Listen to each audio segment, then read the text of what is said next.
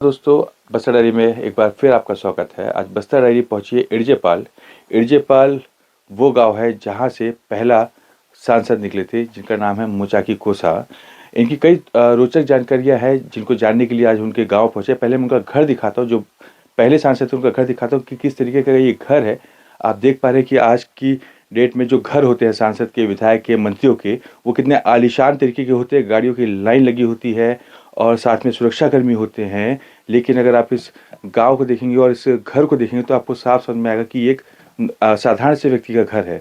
तो पहले के जो विधायक और नेता और मंत्री हुआ करते थे, कितने साधारण तरीके से अपना जीवन यापन करते थे। लेकिन आज के अगर नेताओं की बात करें तो बहुत ही ज़्यादा सुरक्षा और बहुत ज़्यादा गाड़ियों का काफिला उनके साथ चलता है। लेकिन मैं अपने साथी से बोलना चाहूँगा कि दिखाए एक बार कि इनके यहाँ पर एक टू व्हीलर को छोड़ के बाकी कोई भी गाड़ी यहाँ पर नहीं है। बहुत साधारण जीवन जीने वाले लोग हैं। और देख पा रहे हैं कि बीजेपी का झंडा यहाँ पे लगा हुआ है, तो इससे साफ समझ में आता है कि ये बीजेपी समर्पित है। और अभी जब हम इनसे बात कर रहे थे तो उन्होंने बताया था कि ये बीजेपी पार्टी से बिलोंग करते हैं। बीजेपी शासन की एक योजना है प्रधानमंत्री आवास की, जो कि उसके तहत जब अभी नई सरकार छत्तीसगढ़ में बनी है तो काम चालू हुआ। उसी के तहत अभी इन्होंने इनका जो घर है वो प्रगति पर है, बन रहा है। ये अच्छी बात है, खुशखबरी है कि चलो आखिर इनको पक्का मकान अब मिल सकेगा, जो कि पहले सांसद यहाँ के हुआ करते थे।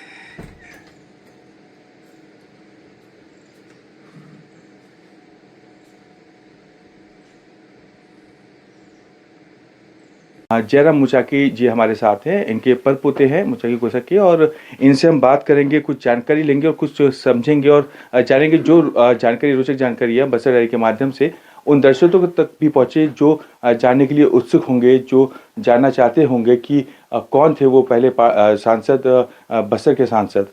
तो पहले स्वागत है आपका बस्तर डायरी में। आपको भी स्वागत। पहली बात यह है, ये जान के लोगों को हैरानी होती कि पहला जो बस्तर का सांसद था वो एक छोटे से घर में रहता था और इस गांव से रहता था। तो थोड़ा सा अगर आपको जो जानकारी हो तो क्यों साझा करेंगे उसको आप? सर यही घर में रहते थे सर। मतलब ये उसका घर तो अभी नहीं है, वो ये मैं बनाया हूँ घर।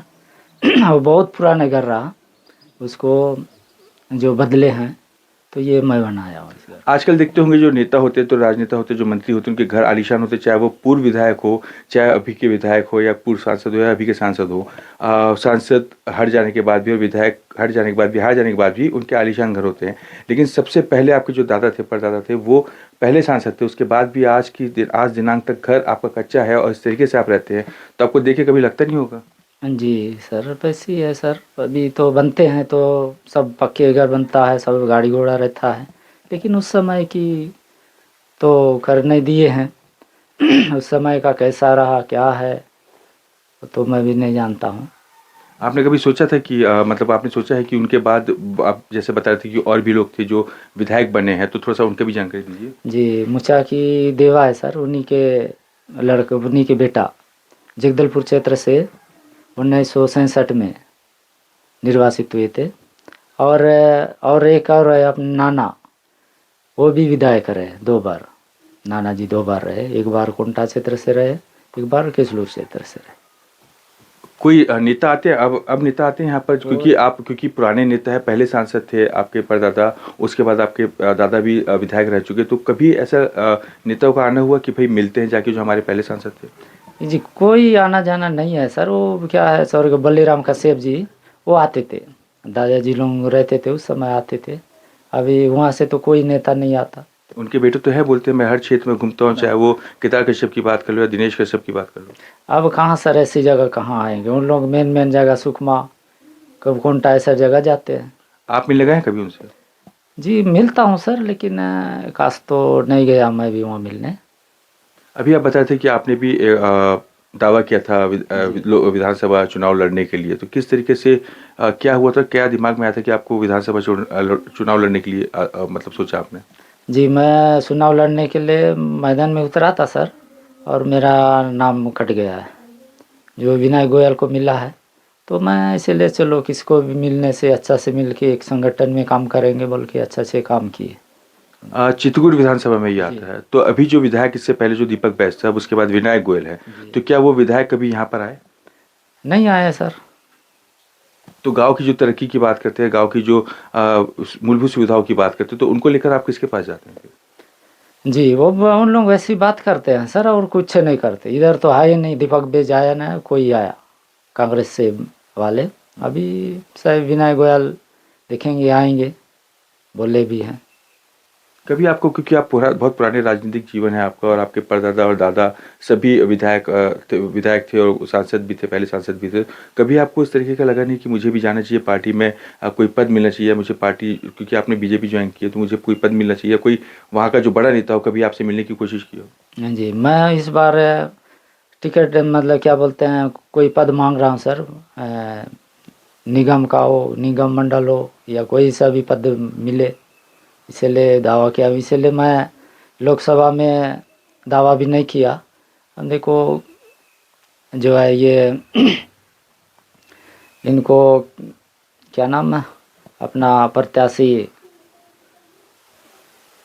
महेश कश्यप को मिला है, जो पार्टी ने दिया अच्छा है बोल के। हम लोग भी एक संगठन से काम करेंगे, अपना प्रत्याशी को जिताना है बोल के मैं। आपके जो परदादा थे वो निर्दलीय चुनाव लड़े, और आपके दादाजी किस पार्टी से लड़े थे चुनाव? वो बीजेपी से लड़े थे सर दादा। तो मतलब आप शुरू से हम बीजेपी में जी, हैं, और बीजेपी तो में। आपको लगता है कि कहीं ना कहीं बीजेपी को आपको उसकी महत्वपूर्णता देनी चाहिए, आपको इम्पोर्टेंस देनी चाहिए कि आप, क्योंकि पुराने समय से आपके दादा भी विधायक थे, आपके जो परदादा है वो सांसद थे, तो कहीं ना कहीं पार्टी में आपको जगह मिलनी चाहिए थी? नहीं जी, जगह मिलना चाहिए सर। मैं इसीलिए आने वाला समय में तो ज़रूर दावा करूँगा ही विधानसभा के लिए। कैसे लगता है जब आपको चुनाव होता है, कोई बड़ा नेता निकलता है, तो आप सोचते होंगे कि अपने जो परदादा है वो किस तरीके से रहते होंगे और आपके जो दादा है वो किस तरीके से रहा करते होंगे? क्योंकि आजकल के जो नेता हैं उनका देखा होगा आपने कि फॉलो गाड़ी पीछे चल रही है, तमाम लोग पीछे चल रहे हैं, सुविधाएं उनके साथ हैं, लेकिन जब आपके दादा की बात करें और परदादा की बात करें तो किस तरीके से था उनका, कुछ आपको थोड़ा सा बहुत याद हो या फिर आपने सुना हो कभी? सर उस समय का तो नहीं पता सर, उस समय सुना भी नहीं हूँ कैसा जाते थे कैसा रहते थे।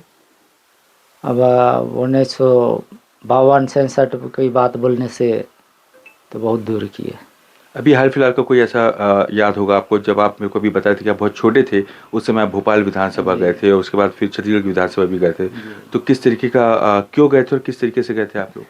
मैं जो दादाजी भोपाल में वो उसका बस का टिकट जो है वो ख़त्म हुआ था, उसके लिए लेने के लिए लेके गए थे। दादाजी मतलब आपके जो विधायक जो थे? जी विधायक, उस समय भोपाल लेके गए थे। और छत्तीसगढ़ में बैदूराम कश्यप विधायक रहा उस समय, एक बार विधानसभा देखने के लिए गया था मैं। ऐसी जब बात चली थी हमारी, तो आपने बताया था कि यहाँ से पैदल जाते थे पालेम तक, पालेम से फिर बस पकड़ते थे, लेकिन आजकल के जो नेता हैं और जो मंत्री हैं जो बड़े पद पे बैठे हुए हैं, उनके तो घरों के सामने गाड़ी खड़ी रहती है, तो उनको देखकर आप मतलब कुछ सोचते नहीं? क्योंकि अभी तक आप भी देख रहे हैं, क्योंकि पहले की बातें आपको पता नहीं है, जैसा आपने सुना होगा और देखा होगा, अब देखते तो कितनी परिस्थितियाँ बदली हुई लगती है। जी बहुत बदले है सर। अभी अच्छा तो नहीं लगता है ऐसी, पहले का और अभी का बहुत अंतर है। अब हमको भी ऐसे ही सोचते हैं कि आने वाले समय में ज़रूर जगह मिले पार्टी में, ये मेरा सोच है। कुछ कागज़ थे उनके, आपके परदादा के और आपके दादा के कागज़ थे, जो सर्टिफिकेट थे कि दिखा रहे थे आपकी, उसमें नेहरू जी आने वाले थे, जगदलपुर, छत्तीसगढ़ के जगदलपुर आने वाले थे, तो उनके पास एक पत्र आया था जिसमें उनसे निवेदन किया गया था कि आप आइएगा, तो वो संभाल के अभी तक आपने रखा है? जी संभाल के रखा हूँ सर। तो उनको भी कभी कभी देखकर आप लोग याद करते हैं? जी याद तो करते हैं सर। कैसा लगता है कि एक समय प्रधानमंत्री जो नेहरू जी थे वो आते थे, और आज पार्टी का कोई भी कार्यक्रम होता है, छोटा कार्यक्रम भी होता है, तो आपको बुलाया नहीं जाता? नहीं जी बुलाया नहीं जाता है। उस समय वही कागज़ देख के तो ऐसा लगता ही है सर, लेकिन क्या करूँ। तो ऐसा समझा जा सकता है कि अगर पद है तो पूछते हैं और पद नहीं है तो नहीं पूछेंगे? जी पद है तो पूछते हैं, पद नहीं तो कोई नहीं पूछते आजकल के। अब मंत्री विधायक जो भी है वो ऐसे है। अगर विनायक गोयल की बात करें, क्योंकि आपका चित्रकूट विधानसभा है, तो विनायक गोयल ने एक बड़े मतलब एक बड़े लीडर को हराया, दीपक बैजू प्रदेश अध्यक्ष है और जो सांसद भी रह चुके, उनको हराया है। तो क्या लगता है कि आने वाले समय में जो विनायक गोयल है वो इस गांव के लिए कुछ करेगा? जी करेगा सर, वो बोला है। अभी तो असर चरित्र लगा है, अभी सब जो चुनाव होने के बाद तो आएंगे ही। यहाँ का समस्या रोड है, क्या क्या सब पूरा समस्या उनको सौंपेंगे। कुछ समय पहले भी हम लोग आए थे तो गांव की स्थिति वही थी, लेकिन बस कुछ जो स्कूल और राशन दुकान है और जो छात्रावास है उनमें थोड़ा सा पेंट हुआ, बाकी सड़क तो वैसी की वैसी। कभी सड़क के लिए भी बात नहीं की गई? जी किए हैं सर, तो बनेगा बोलते हैं। अभी तो असर चरित्र लगा है, बोले ये बात तो विनय गोयल की अभी रखा हूँ सड़क वाली, और सब में पानी का ये पूरा बात रखा हूँ, पानी का भी। क्या लगता है, बात मानेंगे आप? जी मानेंगे सर, अभी देखेंगे फिर। अभी जो असर चरित्र लगा है अब। गांव वाले भी आते होंगे आपके पास, कि आपके पास मिलते होंगे या कुछ ऐसा रहता होगा, तो आते हैं संगठन में आपके, मतलब लोग आते हैं? जी आते हैं सर। आप बताए थे सरपंच थे 10 साल, जी 10 साल सरपंच रहा मैं। उसके बाद नहीं लड़े? मैं नहीं लड़ा हूँ सर। क्यों? जी ऐसे बाकी लड़ो बोल के मैं छोड़ दिया अभी 10 साल के लिए, फिर आने वाले समय में देखते हैं। और कौन कौन है घर में आपके? मेरे घर में हम मिसेस है, बच्चे लोग हैं, भाई लोग हैं। क्या कैसे जीवन चलता है आपका? अभी खेती बाड़ी से चलता है सर। जी पुरखों की जो खेती बाड़ी है उससे चलता जी। है। प्रधानमंत्री आवास बन रहा है, कितने साल बाद आपको, मतलब कितने साल बाद पहली बार मेरे ख्याल से कोई पक्का घर मिल रहा है, तो ये योजना जो है भाजपा सरकार की है, कैसा लग रहा है आपको?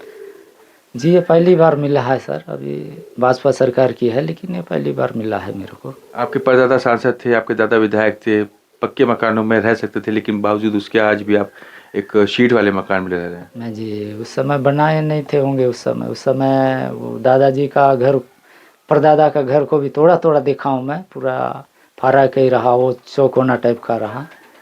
तो उस घर को मतलब घिरा के मैं इस घर को मैं बनाया।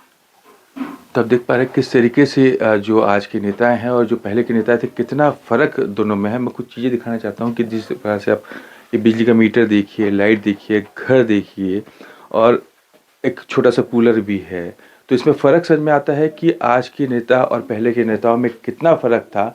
जो आज भी सबसे पहले जो बस्तर के सांसद रहे हैं वो आज भी वो एक कच्चे मकान में रहते हैं और किस परिस्थितियों में वो रहते हैं, जिस तरीके से आप देख पा रहे हैं। जो एक नॉर्मल साधारण सा घर होता है, एक ग्रामीण का घर होता है, उस तरीके से घर बना हुआ है।